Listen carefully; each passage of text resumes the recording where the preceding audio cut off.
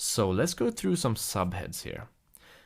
The point of the subhead is mainly to break down the copy into easily readable segments. As you can see in the example at freefromscratch.com is one of our own blog contents. We have two subheads here. It's the pond you need to fish in and it's free. Both those things aren't very clear, but they're quite interesting. The pond you need to fish in, it's free. I need to know more. So continue piquing their interest, continue dragging them in. And of course, just like the headline, you want to capture the attention of people who are reading. Some people aren't going to be sure if this is what they need. They're just going to be scanning it. Subheads is an insurance. They are there to make sure that the scanner can see if it's interesting for them, if it's targeted to them. If it is, then of course they're going to go back up and read it through.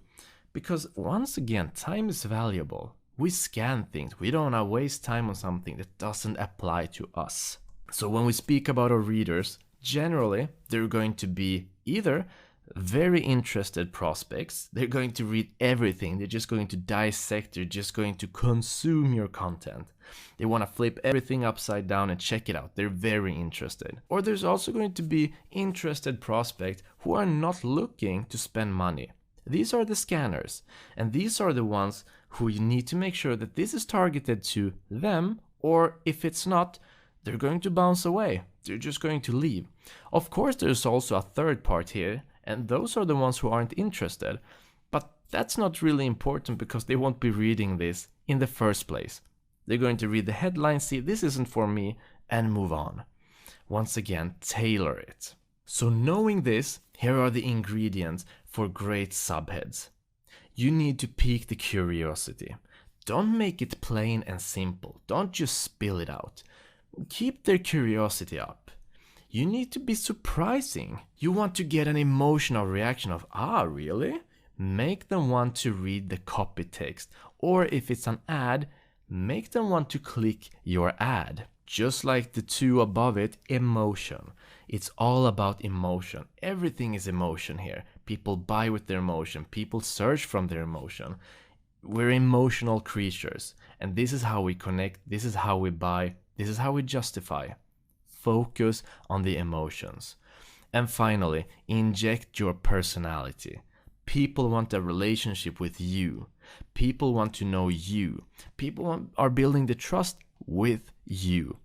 Be personal. Great copywriting is at a 6th grader level. Write that down. Great copywriting is writing at a 6th grader level. Writing like you talk. And in this way, when you're writing like you're talking, that is personality. That is interesting, and that is building a relationship. So let's take an example here of some bad copywriting. Now, the headline is it time to upgrade your phone? So here are some bad subheads. Number 1, your screen is cracked. Your touchscreen doesn't work. You keep dropping calls. Now notice the headline is it time to upgrade your phone? And all these subheads, they're answering the question. Well, your screen is cracked, your touchscreen doesn't work, you keep dropping the calls. Because the subheads have already answered the questions, there's no need for me to read the text. There's nothing more for me to explore. And frankly, that's quite boring.